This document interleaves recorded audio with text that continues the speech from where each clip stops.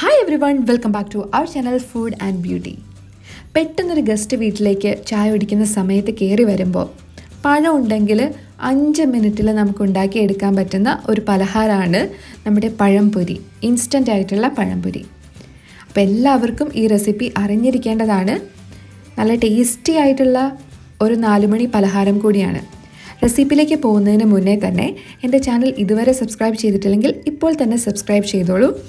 Beauty അതുപോലെ തന്നെ recipe related ആയിട്ടുള്ള വീഡിയോസാണ് ഞാനിതിൽ പോസ്റ്റ് ചെയ്യാറുള്ളത് കേട്ടോ.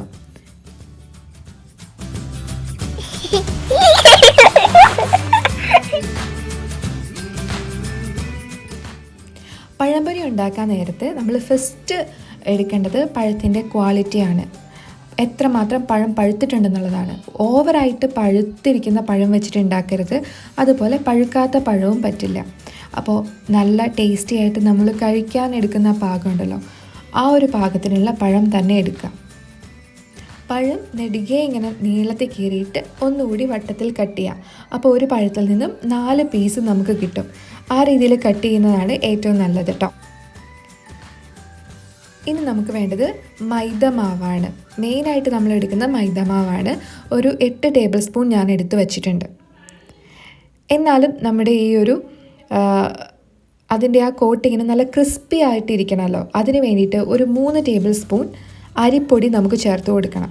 പിന്നെ കളറിന് വേണ്ടിയിട്ട് കുറച്ച് മഞ്ഞൾപ്പൊടി,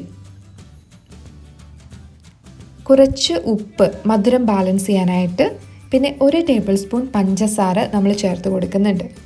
ഇനി കുറച്ച് വെള്ളം ഒഴിച്ചിട്ട് നല്ലപോലെ മിക്സ് ചെയ്ത്, നോർമലായിട്ടുള്ള വാട്ടറാണ് കേട്ടോ ഉപയോഗിക്കുന്നത്, മിക്സ് ചെയ്ത് ഇതേ ഒരു കൺസിസ്റ്റൻസിയിൽ എത്തിക്കുക.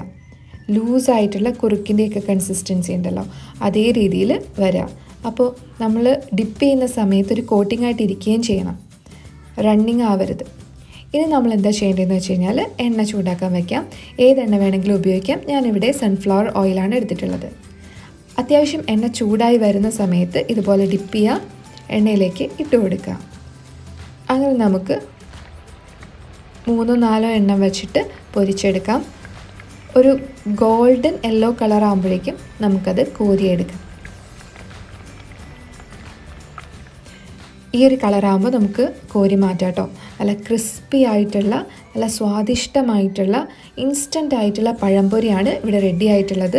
ചായക്കൊക്കെ വളരെ ബെസ്റ്റാണ്. പെട്ടെന്ന് റെഡിയാക്കി എടുക്കാം എന്നുള്ളതാണ് ഏറ്റവും വലിയൊരു പ്ലസ് പോയിൻറ്റ്. അതുകൊണ്ട് എല്ലാവരും ഒന്ന് ട്രൈ ചെയ്ത് നോക്കുക കേട്ടോ. പഴമൊക്കെ ഉണ്ടെങ്കിൽ ഇപ്പോൾ തന്നെ ഒന്ന് ട്രൈ ചെയ്ത് നോക്കുക, എന്നിട്ട് അഭിപ്രായം പറയാം. തീർച്ചയായിട്ടും നിങ്ങൾക്ക് ഇഷ്ടപ്പെടും. അടുത്ത ഒരു അടിപൊളി വീഡിയോ ആയിട്ട് വീണ്ടും കാണാം. Till then, take care. Bye bye.